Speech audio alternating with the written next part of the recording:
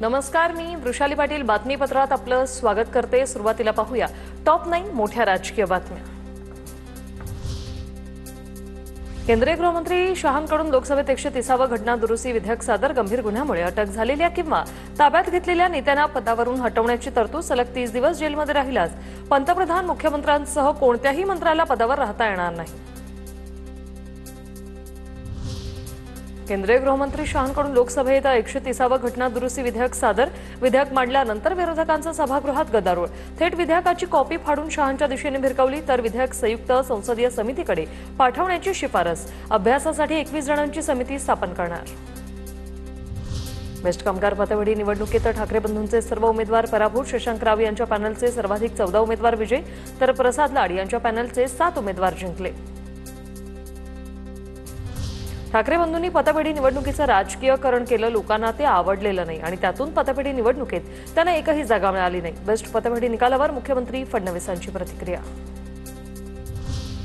Thackeray brand कधीच fail होणार नाही। बेस्ट पतपेढीची निवडणूक ही केवळ चाचणी परीक्षा। पराभवानंतर राऊतांचं वक्तव्य।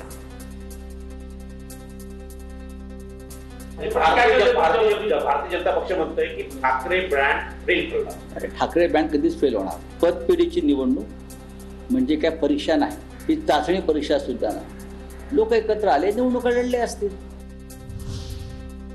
ब्रँडचा बँड वाजवण्याचं काम जनता करत असते। ईव्हीएमवर आरोप करणारे आता बेस्ट पतपेढीच्या निकालानंतर काय बोलणार? उपमुख्यमंत्री एकनाथ शिंदेंचा ठाकरे बंधूंसह विरोधकांवर निशाणा। ब्रँडचा बँड वाजवण्याचं काम जनता करत असते। हे सर्व सामान्य जनता जनार्दनाच्या हातात आहे आणि त्यामुळे कोणी काही म्हटलं तरी सुद्धा शेवटी जनता ही सर्वात महत्त्वाची आहे।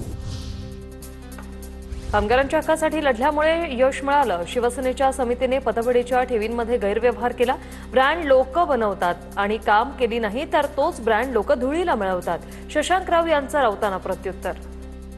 मी आधीच म्हणालोय, ब्रँड तेव्हाच असतो, ब्रँड लोक बनवतात। तुम्ही जर लोक आणि कामगारांसाठी काम केलं नाही तर तीच लोक तुमचा ब्रँड संपवण्याचंही काम करतील, असं माझं मत आहे। तर एकाकडे गमावण्यासाठी आता काहीच राहिलं नाही आणि दुसऱ्याकडे कमवण्यासाठी काही राहिलेलं नाहीये। 2 शून्यांची बेरीज केली आणि त्यावर कितीही शून्य जोडले तरी गणिताचं उत्तर शून्यच येतं। केशवपाध्ये यांची टीका। एकाकडे गमावण्यासारखं काहीही नाही आणि दुसऱ्याकडे कमावण्यासाठी काहीही नाही, अशा 2 शून्यांची बेरीज केली आणि त्यात कितीही शून्य मिसळली तरी उत्तर शून्यच येतं। पतपेढीची निवडणूक होती, तर्कवितर्क मांडण्याची गरज नाही। बेस्ट निवडणुकीतील पराभवावर संदीप देशपांडेंची प्रतिक्रिया। तर 2 शून्यांची बेरीज केली या वक्तव्यावरून केशवपाध्येंनी केली टीका।